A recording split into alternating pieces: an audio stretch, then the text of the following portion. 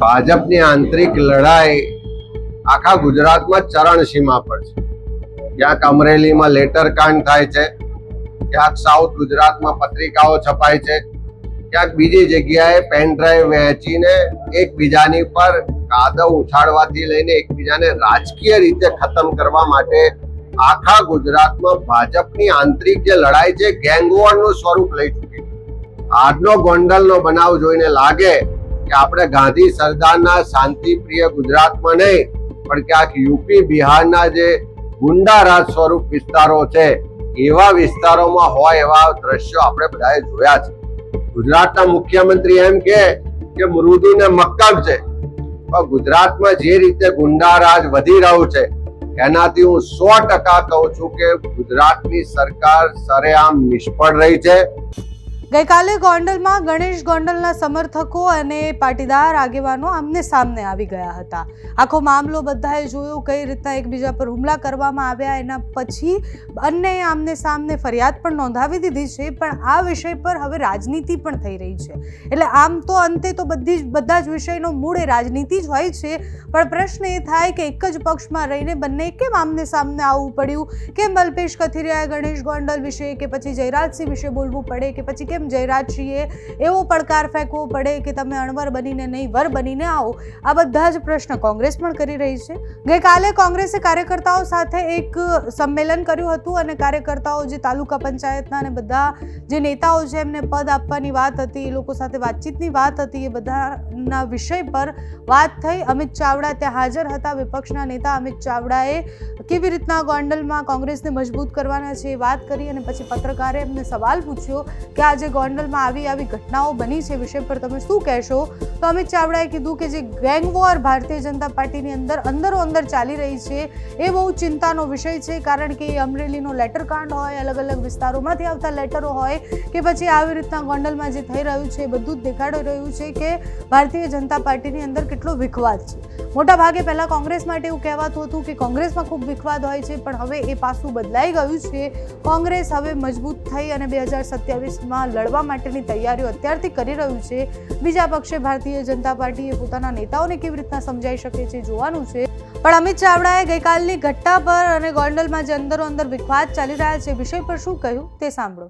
સંગઠન સૃજન અભિયાન કાર્યક્રમ અંતર્ગત રાજકોટ જિલ્લામાં ગઈકાલે અમે રાજકોટ જિલ્લાના તમામ પદાધિકારીઓ, સંગઠનના હોદ્દેદારો, ચૂંટાયેલા પ્રતિનિધિઓ સાથે વિસ્તૃત સંવાદ કર્યો છે.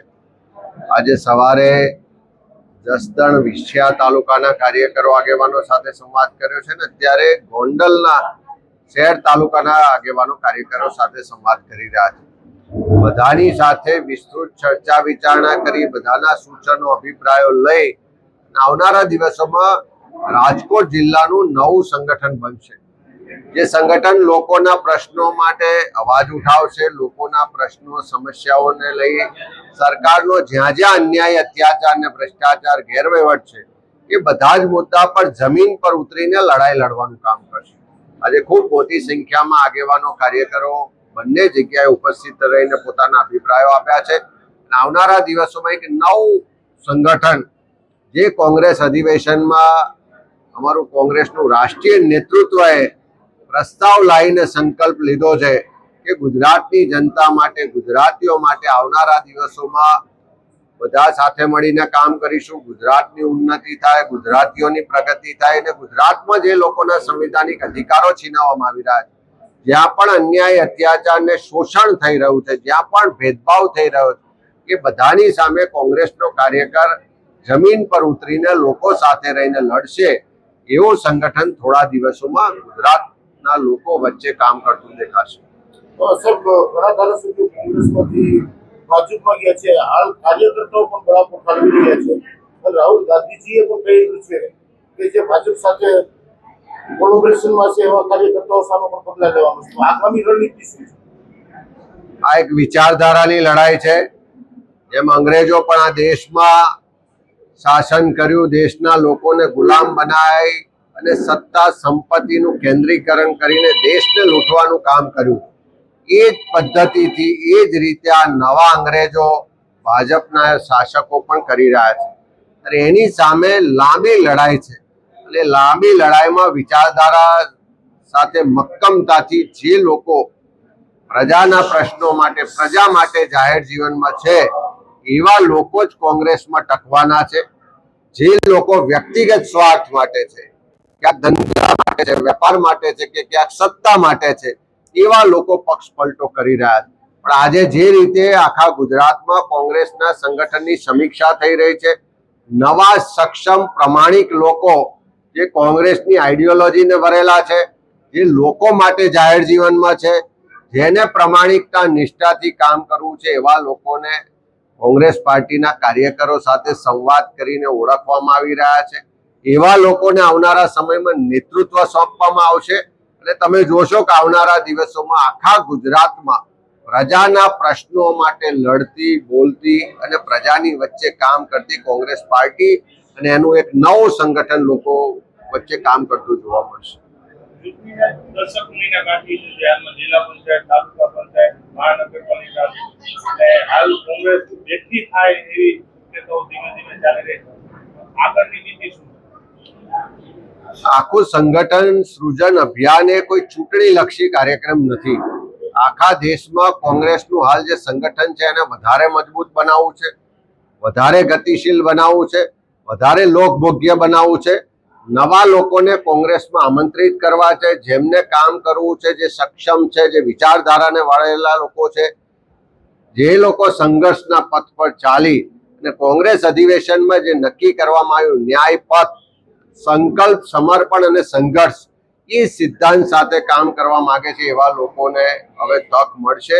હું માનું છું કે સંગઠન નવું બનશે, નવા લોકોને તક મળશે, કાર્યરત બનશે, એગ્રેસિવ રીતે લોકોના પ્રશ્નો માટે લડીશું તો આવનારા દિવસોમાં લોકોના આશીર્વાદ પણ કોંગ્રેસને મળશે. વિધાનસભા હોય, લોકસભા હોય કે સડક હોય, એટલે કે સડકથી લઈને સંસદ સુધી હંમેશા સરકારની જ્યાં પણ નિષ્ફળતાઓ રહી છે, જ્યાં પણ ભ્રષ્ટાચાર થયો છે, જ્યાં પણ ગેરવહીવટ થયો છે, જ્યાં પણ કોઈને અન્યાય, અત્યાચાર કે ભેદભાવ થયો છે, એ તમામ મુદ્દાઓને કોંગ્રેસ પાર્ટીએ ઉઠાવ્યા છે. એના માટે આંદોલનો, ધરણા, વિરોધ પ્રદર્શનો પણ કર્યા છે અને લોકોની સાથે રહીને એના માટે લડ્યા પણ છે. અને આવનારા દિવસોમાં પણ વધારે મજબૂતાઈથી, વધારે મજબૂત સંગઠન સાથે લોકોને જોડી અને આ લોકો માટેની લડાઈ લડીશું. આજે સ્થાનિક લેવલે આયોજન થાય છે, જે ઉપર લેવલે છે, સ્થાનિક લેવલે કેવું સંગઠન મજબૂત કરવું અને જે ગોળીના પ્રશ્નો અમે એટલા માટે જ સંગઠનની સમીક્ષા કરવાનો કાર્યક્રમ આ સંગઠન સૃજન અભિયાન છે. સંગઠનમાં અમારી ક્યાંક કમીઓ રહી ગઈ હોય, ક્યાંક એમાં સુધાર કરવાની જરૂર હોય, ક્યાંક વધારે મજબૂત લોકોને, સક્ષમ લોકોને જવાબદારી સોંપવાની જરૂરિયાત હોય અને એ બધા માટે કાર્યકરોનો, આગેવાનોનો, પ્રજાજનોનો અભિપ્રાય લઈને નવું સંગઠન બનાવે, એ જ આ સંગઠન સૃજન અભિયાનનો અમારો મુખ્ય ધ્યેય છે. અને આ તમે સૌ જોશો કે આવનારા દિવસોમાં સંગઠન વધારે મજબૂત બનશે, વધારે સક્રિય બનશે અને વધારે લોકો માટે લડતું, કામ કરતું દેખાશે. સર, લાસ્ટ પ્રશ્ન. આજે ગોંડલની અંદર અલ્પેશ કથિરિયા પાસના પૂર્વ જે આગેવાન હતા એમના ગાડીને કાટ કરવામાં આવ્યા, ત્યારબાદ એ કાર્યક્રમનો વિરોધ પ્રદર્શન કરવામાં આવ્યું, તો આ કાર્યક્રમ કોંગ્રેસ કરી હોવાના આક્ષેપો કરવામાં આવી રહ્યા છે, એ વિશે આપણે શું કહેવું? ભાજપની આંતરિક લડાઈ આખા ગુજરાતમાં ચરણસીમા પર છે. ક્યાંક અમરેલીમાં લેટર કાંડ થાય છે, ક્યાંક સાઉથ ગુજરાતમાં પત્રિકાઓ છપાય છે, ક્યાંક બીજી જગ્યાએ પેન ડ્રાઈવ વહેંચીને એકબીજાની પર કાદવ ઉછાળવાથી લઈને એકબીજાને રાજકીય રીતે ખતમ કરવા માટે આખા ગુજરાતમાં ભાજપની આંતરિક જે લડાઈ છે ગેંગવોરનું સ્વરૂપ લઈ ચૂકી છે. આજે જે ગોંડલનો બનાવ બન્યો એ રીતસર ગુજરાતમાં ગુંડા રાજ હોય એવી સ્થિતિનું નિર્માણ આપણે બધાએ પ્રત્યક્ષ આંખે જોયું છે અને મીડિયાના માધ્યમથી આખી દુનિયાએ જોયું છે. આ ભાજપની આંતરિક ગેંગવોર હતી. આંતરિક ગેંગવોર જાણે ગુંડા રાજમાં જાહેરમાં એકબીજા પર મારામારી થાય, જાહેરમાં ગાડીઓના કાચ તૂટે, જાહેરમાં એકબીજાની હત્યા કરવા સુધીના પ્રયત્નો થાય, એ જ બતાવે છે કે ગુજરાતમાં કાયદાનું શાસન નથી, પોલીસ અને પ્રશાસનનો કોઈ પણ જાતનો ડર નથી. પોલીસ ફક્ત ને ફક્ત ભાજપના માનીતા લોકોને માટે કામ કરતી હોય, પોતાની ફરજો ભૂલતી હોય, જે એની તટસ્થતા છે, જે નિષ્ઠા છે, એ હવે એના પર મોટો પ્રશ્નાર્થ ઉભો થયો છે. આજનો ગોંડલનો બનાવ જોઈને લાગે કે આપણે ગાંધી સરદારના શાંતિપ્રિય ગુજરાતમાં નહીં, પણ ક્યાંક યુપી બિહારના જે ગુંડા રાજ સ્વરૂપ વિસ્તારો છે એવા વિસ્તારોમાં હોય એવા દ્રશ્યો આપણે બધાએ જોયા છે. ગુજરાતના મુખ્યમંત્રી એમ કે મૃદુ ને મક્કમ છે, પણ ગુજરાતમાં જે રીતે ગુંડા રાજ વધી રહ્યું છે એનાથી હું 100% કહું છું કે ગુજરાતની સરકાર સરેઆમ નિષ્ફળ રહી છે.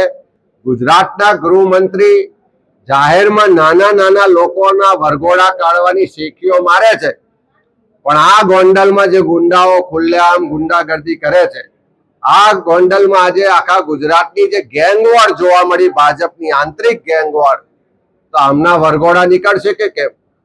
આમની પર કોઈ કાર્યવાહી થશે કે કેમ? કે સામાન્ય લોકો પર કાર્યવાહી કરી અને એના વરઘોડા કાઢીને વાહવાહી મેળવો છો, પણ ગુજરાતમાં કાયદો વ્યવસ્થાની પરિસ્થિતિના જે લીરે લીરા ઉડાડે છે, પોલીસ પ્રશાસનને સરકારની જાહેરમાં આબરૂ લે છે, જાહેરમાં ગુંડાગર્દી થાય છે, ભય અને ડરનું સામ્રાજ્ય પ્રસ્થાપિત કરવાનો પ્રયત્ન થાય છે, અને જે આંતરિક ગેંગવોર ભાજપની આજે આખી દુનિયાએ જોઈ છે, હું માનું છું કે આ સરકારની ગૃહ ખાતાની સરેઆમ નિષ્ફળતા છે. અને જો રાજ્યના ગૃહમંત્રી આને રોકી ના શકતા હોય તો ગૃહમંત્રીને પોતાની ખુરશી પર રહેવાનો 1 મિનિટ પણ અધિકાર નથી. આ ગુજરાતના ગુંડારાજને બચાવવું હોય તો ગુજરાતના ગૃહમંત્રી કાં તો કાર્યવાહી કરે, નહીં તો રાજીનામું આપે.